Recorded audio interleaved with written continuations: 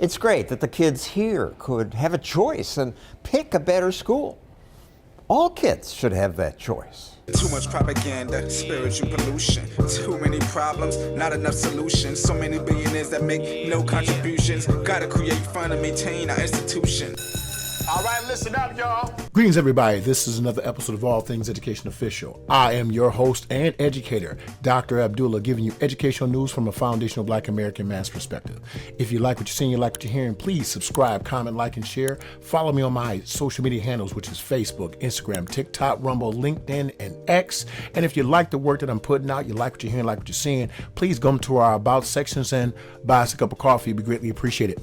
Today, we're going to talk about something that is affecting New York City in particular, but the country in general, and it is the fight against school choice, charter schools.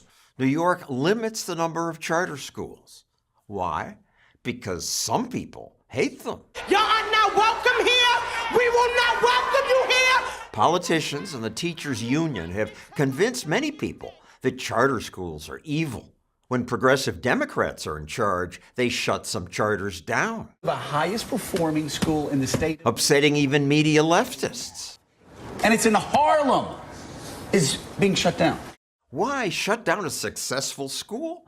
Why not give parents more choice? Here's a union vice president. We have a lot of choice.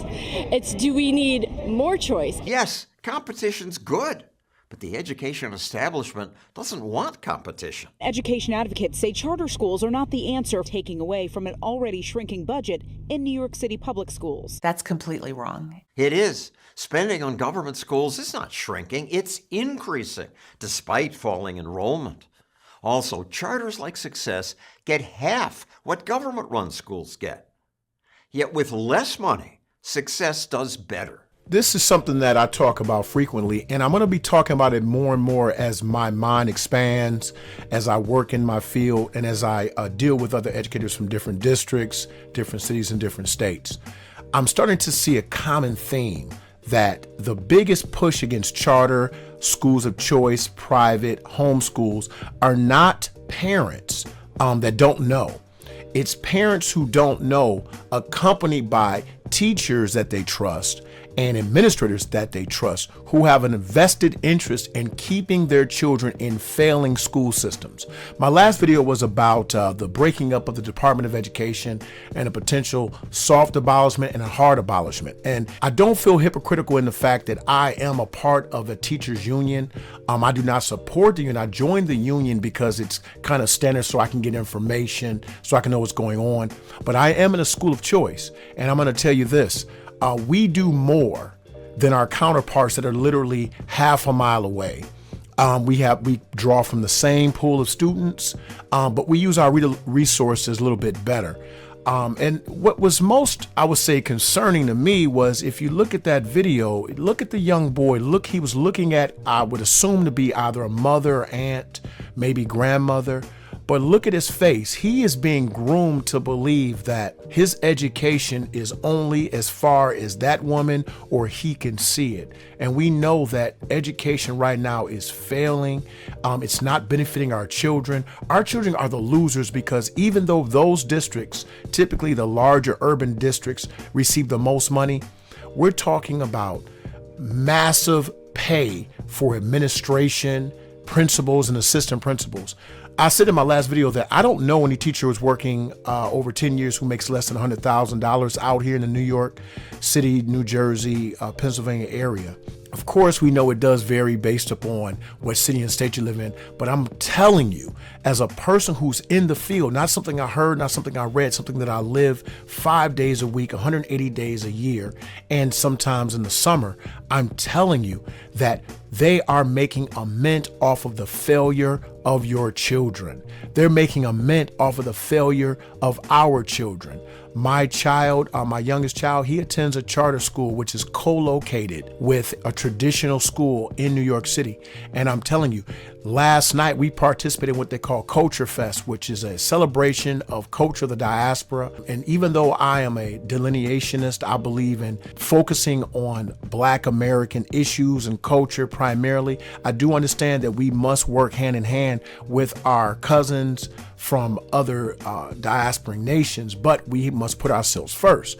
But in the first and second row were the educators from that traditional school, and they were in amazement at what they were witnessing, which is the celebration of Black children's excellence in every field. I'm talking about music, dance, recitation, just everything. They excel in these schools because they're not top heavy. They're not just throwing money at the problem.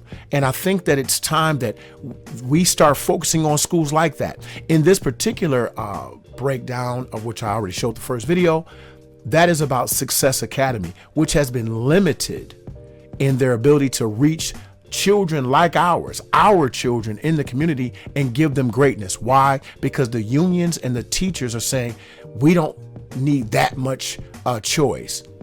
Who are you to decide what my child needs? It's not your decision, it's my decision. And if I'm saying I want different for my child, if you are a public servant, you should not only support it, you should push for it to be the norm in every city and state where public education is running.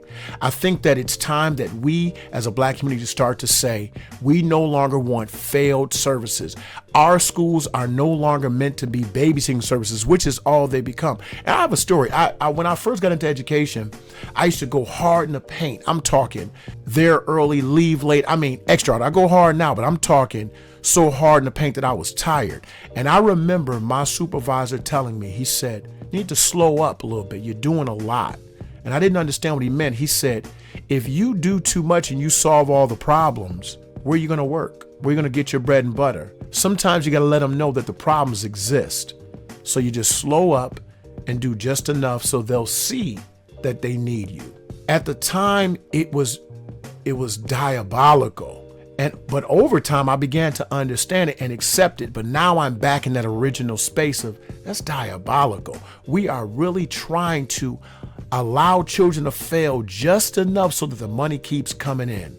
But if we were able to create our own institutions, create our own schools, we don't have to worry about the money running out because we will be consistently and constantly creating new systems for our children to be the best and maximize their entire potential. I know that's what we want. I know it's what I want, and I won't rest until that is a reality. Once again, this is another episode of All Things Education Official. Please follow me, Facebook, Instagram, TikTok, Rumble, LinkedIn, and X. Please, if you feel that the work I'm doing is great, go into the About section and donate me a cup of coffee. I'd greatly appreciate it. You are dismissed. Yeah! You are all expurgated. You are dismissed. Too much propaganda, spiritual pollution. Too many problems, not enough solutions. So many billionaires that make no contributions. Gotta create fund and maintain our institutions. Word to the masses, our government is backwards. Only thing I've learned is what a barrel and a crab is. Deploying all these tactics to keep us all distracted. Scrolling on our gadgets and we scroll right past it. While we caught up in the fashion, they sitting back laughing. This education we're lacking, all the laws they be passing. Peep the curriculum, you'll see they're subtracting the necessary work. These kids mentally absent, turned out full plastic.